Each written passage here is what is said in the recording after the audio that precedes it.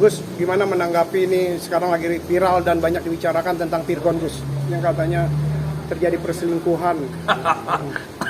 Masalahnya apa itu, Mas Virgon, itu perselingkuhan gimana sih?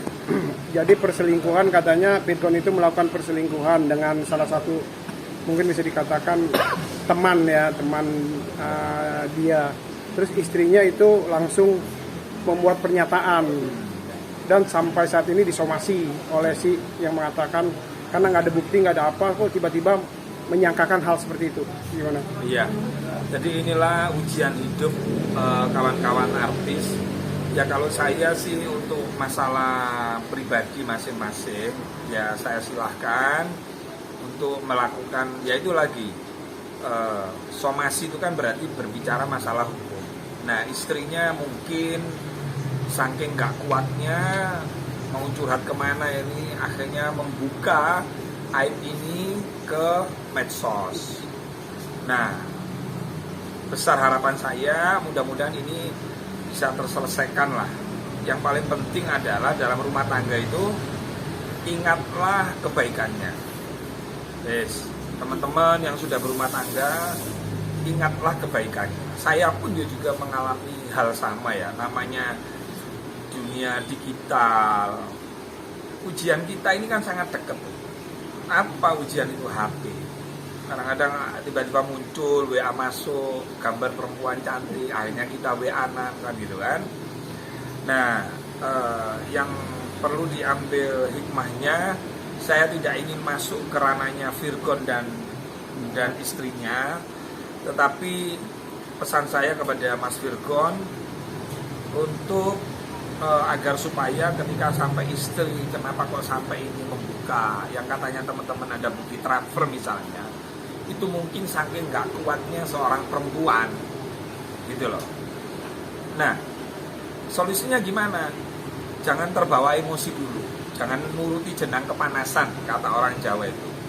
Calling down dulu, masing-masing introspeksi dulu, kenapa suami saya kok selingkuh, dan juga begitu sebaliknya.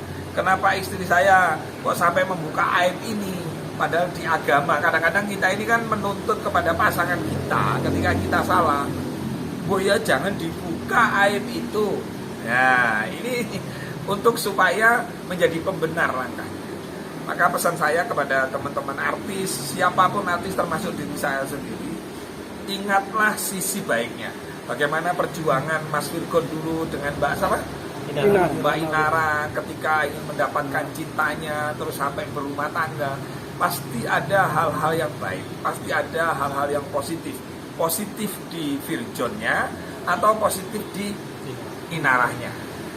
Nah ini kesempatan calling down, jangan panas-panasan, apalagi kan punya anak, kan begitu kan? Betul. Gitu. Tapi Gus, dari pihak dan dari Virgon sendiri sudah menjatuhkan perceraian. Nah jadi begini, mengajukan perceraian, kalau Allah sudah memberikan hidayah kepada kita, mengingatkan kepada kita, termasuk pesan ingatlah baiknya. Pasanganmu itu ingatlah sisi baiknya, jangan sisi buruknya. Kalau sisi buruknya nggak selesai-selesai, wong kita ini tak luput dari dosa dan kesalahan. Nah pertanyaan teman-teman wartawan, Gus ini Virgon sudah mengajukan gugatan cerai. Nah itu kan bisa direm, bisa dicabut. Kalau misalnya rumah tangga ini bisa untuk dilanjutkan. Contohlah Lesti Kejora deh. Ya, oke? Contohlah Lesti Kejora, bagaimana ujiannya yang juga begitu besar, kekerasan dalam rumah tangga. Ternyata sekarang gimana hasilnya? Mereka romantis kan? Mereka mesra kan? Gitu.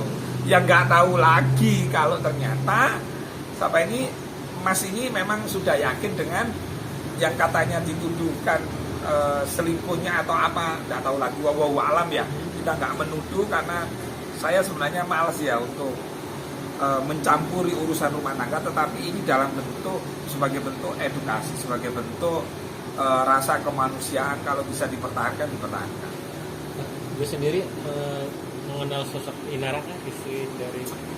Ya saya sih sempat dengar itu kan perempuan yang sabar ya.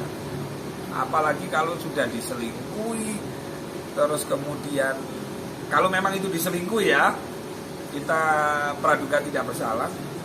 dicerai lagi kan itu kan.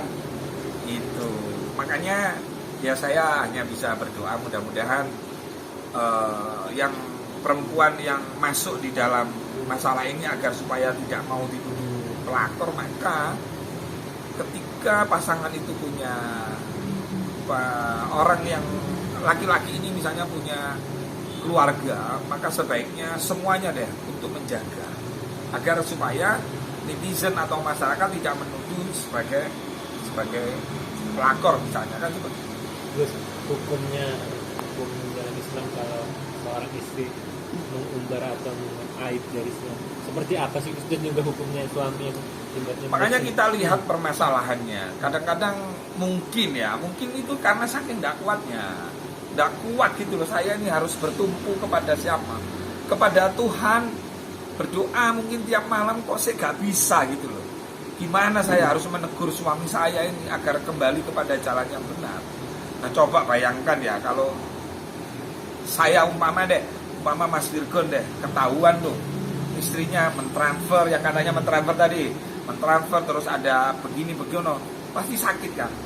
Jadi jangan gini, ketika istri mengumbar, oke, mengumbar itu sesuatu yang salah misalnya.